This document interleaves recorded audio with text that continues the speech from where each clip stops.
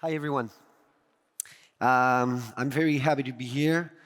Following the very interesting discussion about NFTs, I'm going to give you a very tangible case of the wine and spirits. And please stay focused because at the end, I will give you an alpha. So let's start with the bottle of wine. A bottle of wine weighs around 1.2 kilos. It takes a lot of place, and it's very sensitive to humidity, to difference of temperature. So what if I told you that you could store 100 or 1,000 of them in your pocket? Would you believe me? Probably not. But I will give you the answer, how we can do that. But before, let me introduce our company with a short video, which is the vision of the next generation digital seller.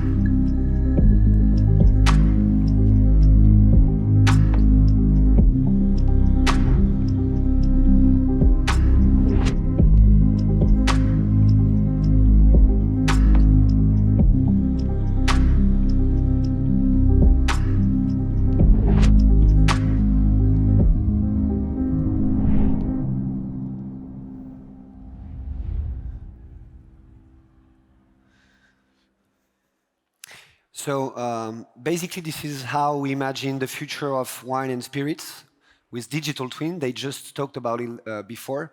But our industry of wine and spirit is a very traditional and old-fashioned industry. It takes time to build in this ecosystem. So we had to raise money and to create together a team of investors. So of course, I'm one of the founder. I'm the CEO. And we gathered a bunch of investors that you can see here, including, for example, Partouche, which is the biggest casino group in France.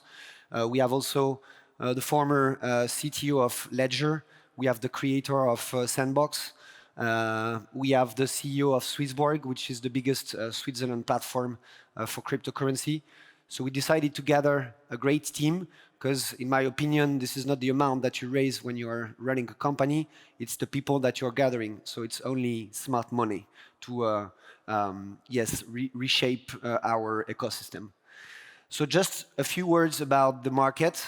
The wine and spirit market is one of the biggest in France, the second biggest, actually, after aeronautics and before cosmetics. It's around 18 billion euros per year.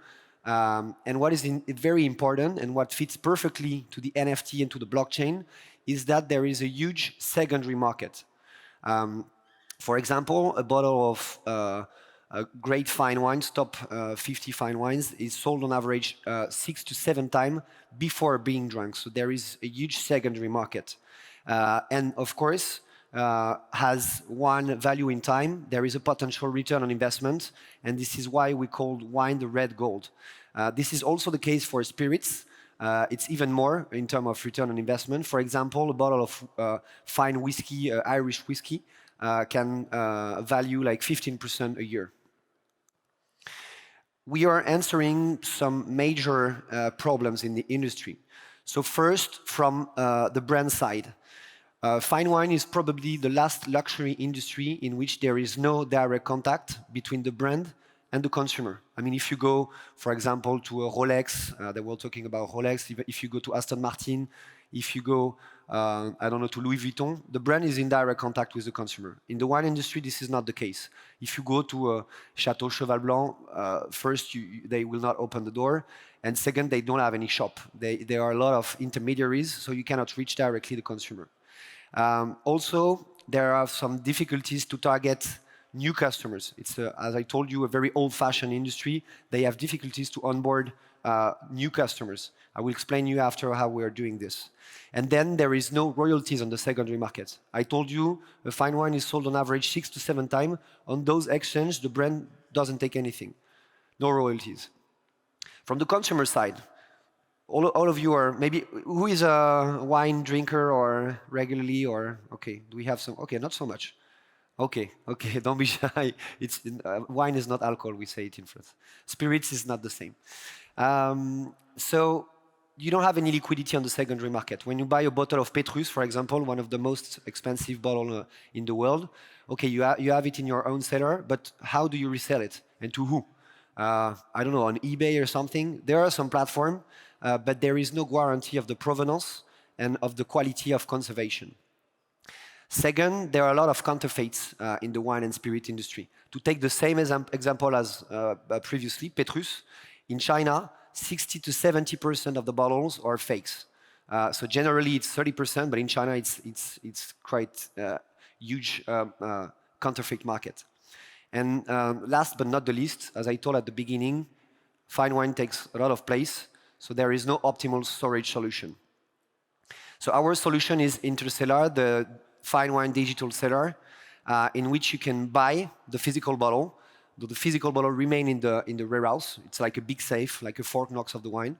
And then you have the digital twin stored in your wallet. So you can trade, you can exchange, and of course, if you want to drink, which is the final purpose of wine, you burn the NFT, it's automatic, and then you have the bottle delivered.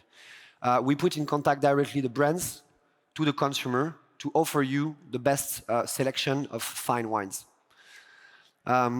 Our track record started in 2022. In fact, I'm in the wine industry for 8 years, but in 2022 we built a first community, a membership, which was for us the best first case to gather a community, and we sold like 2,000 NFTs at 0.3 each, building the biggest wine club in the world in the Web3. In mid-2023, we started our proof of concept, selling some very high-range wines, like this one on the right, which is Champagne Carbone, the official supplier to Formula One, the one you see on the podium. And in the middle, this is, for example, this is Smith Haut Lafitte. It's a very high-range wine that the King of England visited when he came to France a few months ago. So we made like 7 different drops, and we made like 300K volume on the website as a proof of concept. So this year, we're going to list more than 100 brands, including the most exclusive brands in the world, like Château Mouton Rothschild, Margaux, Aubryon, Cheval Blanc, and also some very high-range spirits. We already made a partnership. It's currently live on crypto.com with the best Chilean wine, because we are not only focused in France. I'm chauvinistic, I'm French, but we have the best wine, but there are some other great wines in Italy, in Spain, of course. I don't know here if you have some wines, but maybe vodka better. So yeah, this is one of our major milestones to onboard more and more wineries and spirit brands. So here is the alpha that I promised you at the beginning. We're going to launch our own token. So it's different than the NFTs. The NFTs are related to the physical bottle. The token will be a loyalty token, a utility token that you can use to access all the wines that I told you before. So in a nutshell, to explain you how it's working, the more you stack our token, the more you will have early access to the what we call the allocation. It's exactly the same as in the cryptocurrency, limited supply, limited edition, so there is not enough for everyone. So the more you stack, the more you will have early access. You also have discounts on the primary market, on the secondary market, and on the storage also. As you've seen in our video in the introduction, we want to reshape our ecosystem by building a metaverse of wine. It's not exactly a metaverse, it's more like a microverse. So it's kind of, on your phone, you can display your real-world asset. I think that real-world asset is more the link between all the technologies, the blockchain, the metaverse, and we needed some very tangible assets. So this is what we are doing with our platform. And with the token, you can upgrade your cellar. It's a gamification of the distribution. So for example, you spend your token and you start with a very low wine cellar, and then you finish with a level 15 or 20 with like a futuristic. And then you can also buy art, display your art in your own cellar, so you can put your spirit, it's the case, and then to buy some side items to customize your wine cellar. We also have a stacking program, and you can stack and have up to 25% APY. So the launch will be in June. It will be on Swissborg, the Switzerland platform, but we already signed 4 other launchpad. So it's going to be launched on 5 different launchpad and listed on several big centralized exchange also. Just a few weeks ago, we made a vault with the premium community member of Swissborg, and we sold like 300K euros of token in a few hours. So, sorry. Here is our current pre-sale. So we are kind of halfway. The first round was dedicated to our equity investors. We are currently on round 2 for VCs and business angel. And the round 3 is for KOL. So if you are like a media or if you are like a content creator, you are on that round. The round 3 will be the launch on the launchpad. So thank you everyone for listening. If you have any question, if you are interested, of course you can contact me directly. Otherwise I will be here, and during this event there will be some side events, and you will be able to drink some pretty good wines. I have one of these. Thank you, Sander. So yeah, if you want to join the wine tasting, we have several events in which you will be able to taste. Thank you very much. All right.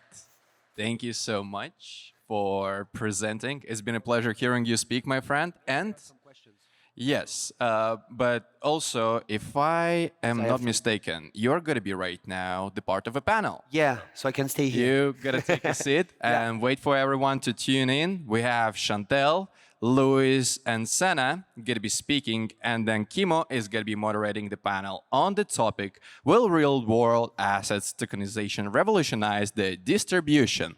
With that said, welcome our speakers with a big round of applause. Give them a minute, and they're going to join us on stage shortly.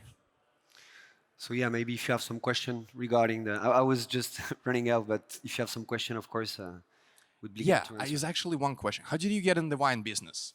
Oh, that's a great question. I started... I was in Shanghai for studying, and I have my friends doing like a trainees, and they were just selling wine to very rich Chinese people in very amazing places, very amazing hotel, and I said, okay, I want to do that.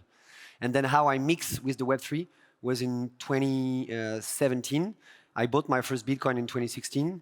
And in 2017, I saw some wealthy people, and I said, okay, I'm selling wine.